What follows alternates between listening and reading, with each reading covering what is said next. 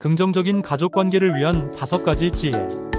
첫째, 질 높은 대화 시간을 가지세요. 진정한 소통은 건강한 가족 관계의 핵심입니다. 단순히 같은 공간에 있는 것만으로는 충분하지 않으며 서로에게 온전히 집중하는 질 높은 대화 시간이 필요합니다. 디지털 기기 없는 시간 만들기. 현대 가정에서 가장 큰 대화의 장애물 중 하나는 스마트폰, 태블릿, TV와 같은 디지털 기기입니다. 이러한 기기들은 우리의 주의를 분산시키고 깊은 대화를 방해합니다. 매일 또는 매주 정해진 시간에 모든 가족 구성원이 디지털 기기를 멀리 두고 서로에게 집중하는 디지털 디톡스 시간을 만들어 보세요. 식사 시간, 가족 모임 또는 취침 전 시간 등을 활용할 수 있습니다. 적극적 경청 실천하기. 진정한 대화는 말하는 것만큼이나 듣는 것이 중요합니다. 가족의 이야기를 들을 때는 자신의 생각이나 반응을 준비하는 대신 온전히 상대방의 말에 집중해 보세요. 눈을 마주치고 고개를 끄덕이며 "그렇구나, 더 말해줄래?" 와 같은 반응을 보이는 것은 상대방이 자신의 이야기를 계속할 수 있도록 격려합니다. 판단하거나 조언하기보다 먼저 이해하려고 노력하는 자세가 중요합니다. 개방형 질문 활용하기. "학교 어땠어? 오늘 일 어땠어?" 와 같은 폐쇄형 질문은 종종 "괜찮아, 그냥 그랬어와 같은 짧은 대답으로 끝나버립니다. 대신 "오늘 가장 재미있었던 일은 뭐였어? 그 상황에서 어떤 생각이 들었어?"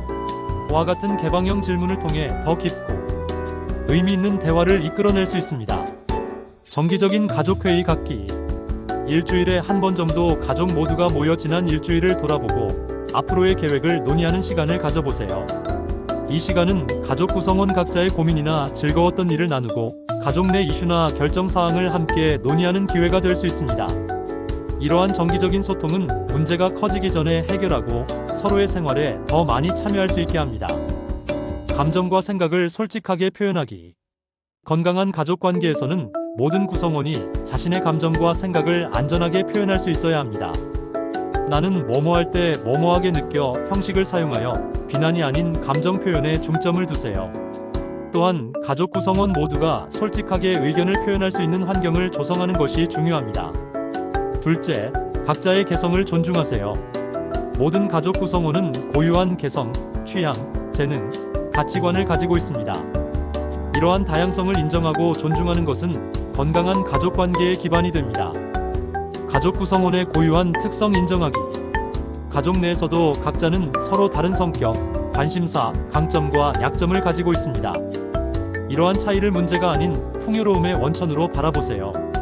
예를 들어 한 자녀는 예술적 성향이 강하고 다른 자녀는 분석적 사고에 뛰어날 수 있습니다. 이러한 다양성을 통해 가족은 더 균형 잡히고 다양한 시각을 갖게 됩니다. 자율성 존중과 선택권 부여하기. 나이에 맞는 선택권과 결정권을 부여하는 것은 자녀의 자신감과 책임감을 기르는 데 중요합니다. 어린아이에게는 옷 선택이나 간식 선택과 같은 작은 결정부터 시작하여 나이가 들수록 더 중요한 결정에 참여할 기회를 제공하세요. 배우자나 성인 가족 구성원의 경우 각자의 커리어, 취미, 사회적 관계에 대한 선택을 존중하는 것이 중요합니다. 경계 존중하기. 건강한 가족 관계에서는 각 구성원의 물리적, 감정적 경계가 존중됩니다. 개인 공간, 프라이버시, 시간에 대한 요구를 인정하고 존중하세요. 노크 후 입장하기, 개인 물건을 허락 없이 사용하지 않기, 혼자 있고 싶은 시간 허용하기 등의 작은 행동들이 포함됩니다. 비교하지 않기.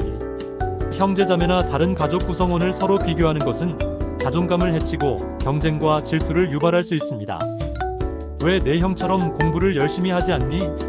와 같은 비교하는 언급은 피하고 대신 각자의 노력과 발전을 개별적으로 인정하고 격려해주세요. 셋째, 함께하는 추억을 만드세요. 공유된 경험과 추억은 가족 유대감을 강화하고 평생 간직할 수 있는 소중한 자산이 됩니다. 의도적으로 함께하는 시간을 만들고 특별한 순간을 창출하는 것이 중요합니다. 정기적인 가족 활동 계획하기. 매주 또는 매월 가족이 함께할 수 있는 활동을 계획해보세요. 하이킹, 자전거 타기, 보드게임, 요리 등 모든 가족 구성원이 즐길 수 있는 활동을 선택하는 것이 좋습니다. 이러한 정기적인 활동은 가족이 함께하는 시간을 보장하고 기대감과 소속감을 높여줍니다. 가족 전통 만들기. 특별한 날이나 시즌마다 반복되는 가족만의 전통을 만들어 보세요. 이러한 전통은 단순하면서도 의미 있을 수 있습니다.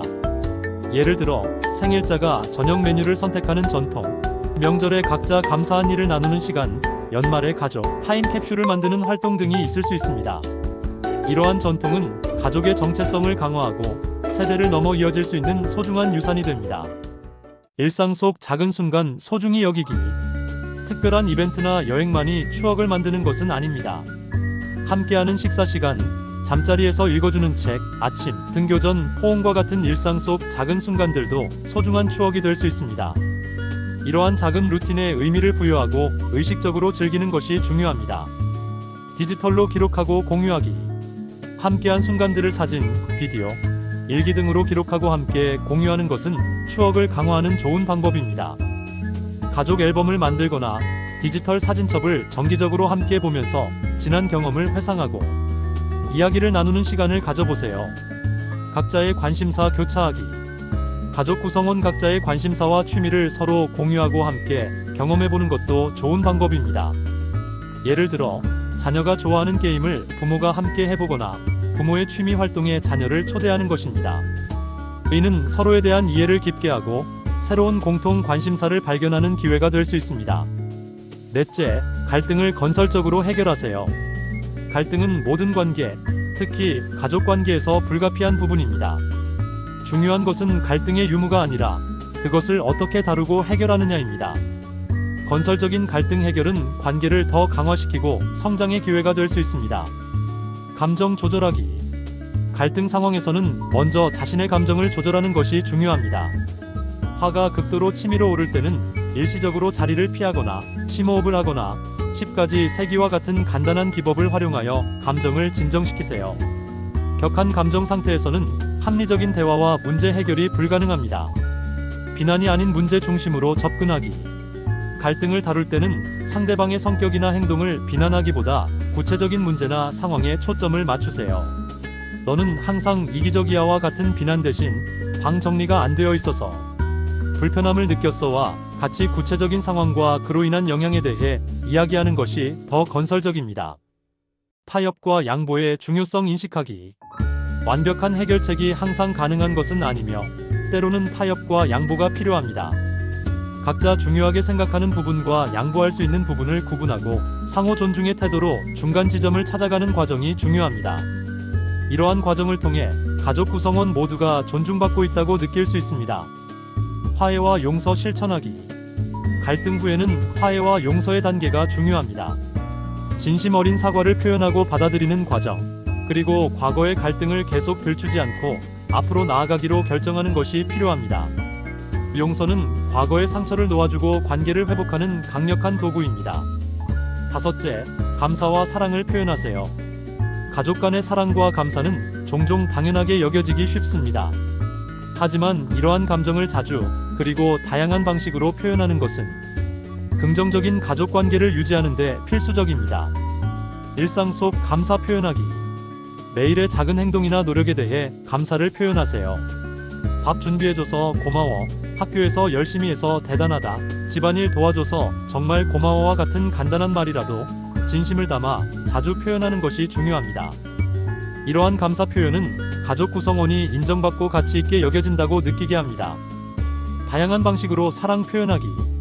사랑을 표현하는 방식은 사람마다 다릅니다. 게리 채프먼의 5가지 사랑의 언어에 따르면 사람들은 긍정적인 말, 선물, 봉사, 스킨십, 함께하는 시간을 통해 사랑을 표현하고 인식합니다. 가족 구성원 각자가 어떤 방식으로 사랑을 가장 잘 느끼는지 이해하고 그에 맞게 사랑을 표현하는 것이 효과적입니다. 구체적인 칭찬하기. 잘했어와 같은 일반적인 칭찬보다는 구체적인 행동이나 특성을 언급하는 칭찬이 더 효과적입니다. 오늘 동생을 도와준 모습이 정말 따뜻했어. 어려운 문제를 포기하지 않고 해결한 내 끈기가 멋져와 같이 구체적으로 칭찬하면 어떤 행동이나 특성이 가치 있는지 명확히 전달되고 자존감 향상에 더 도움이 됩니다. 작은 깜짝 선물이나 메모 남기기. 때로는 작은 깜짝 선물이나 사랑의 메모가 큰 의미를 가질 수 있습니다. 좋아하는 간식을 사다 주거나 도시락에 응원 메시지를 넣어주거나 특별한 이유 없이 사랑해라고 적힌 포스트잇을 남겨두는 등의 작은 행동들은 일상에 기쁨과 따뜻함을 더해줍니다. 가족관계는 완벽할 수 없으며 실패와 실수도 자연스러운 과정의 일부임을 기억하세요. 중요한 것은 지속적으로 관계 개선을 위해 노력하고 어려운 시기에도 서로를 지지하며 사랑과 존중의 가치를 우선시하는 것입니다. 이러한 노력은 모든 가족 구성원에게 평생의 정서적 안정과 행복의 토대를 마련해 줄 것입니다.